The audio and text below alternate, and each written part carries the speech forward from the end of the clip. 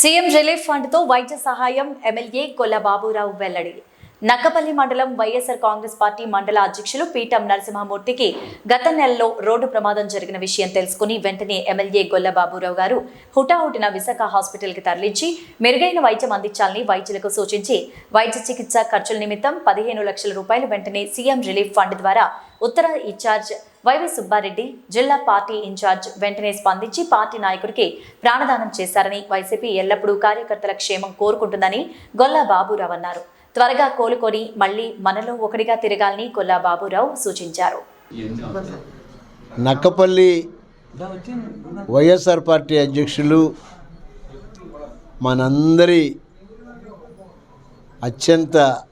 ముఖ్య నాయకులు శేరవ్ నరసింహమూర్తి గారికి లాస్ట్ మంత్ 2వ తారీఖున జరిగినటువంటి గాస్ట్లీ యాక్సిడెంట్ వల్ల వారు చాలా ప్రమాదానికి అంచులకు వెళ్ళి మళ్ళీ 4 రోజులకి హాస్పిటల్ నుంచి కోలుకుని ఈరోజు మళ్ళీ వాళ్ళ స్వగృహానికి వచ్చినటువంటి ఈ చక్కని సందర్భంలో నేను ఒకే ఒక్క మనవి చేస్తున్నాను. వారికి దేవుడు, ముఖ్యంగా మా సూర్యభగవానుడు దగ్గరుండి రక్షించి ఆరోగ్యాన్ని మళ్ళీ సమకూర్చి ఇంటికి తీసుకొచ్చినందుకు నేను నిజంగా ఆ భగవంతుడిని ఎంతో వినయపూర్వకంగా నేను విన్నవించుకుంటూ, ఈ యొక్క సందర్భంలో మన ప్రభుత్వం కూడా వారి రకంగా హాస్పిటల్లో ఉన్నందువల్ల పేద కుటుంబం అవటం వల్ల చెప్పటంతో గౌరవ మన రీజనల్ కోఆర్డినేటర్ గారైనటువంటి పెద్దలు శ్రీ సుబ్బారెడ్డి గారు, అలాగే మన జిల్లా పార్టీ అధ్యక్షులు బొడ్డేటి ప్రసాద్ గారు, అలాగే మేమందరం కూడా కృషి చేసి 15 లక్షల రూపాయల స్పాట్లో మన ప్రభుత్వం ఎల్ఓసి శాంక్షన్ చేసినందుకు ముఖ్యంగా మన ప్రభుత్వ అధినేత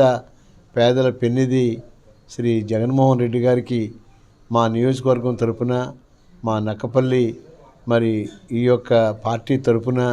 శేరవ్ నరసింహమూర్తి గారికి ఇంత ఇమ్మీడియట్గా అంత డబ్బు శాంక్షన్ చేసినందుకు మేమెంతో ప్రభుత్వానికి, జగన్ గారికి రుణపడిపోయి ఉన్నాం. ఈ యొక్క సందర్భంగా ఎంతోమంది, వందలాది మంది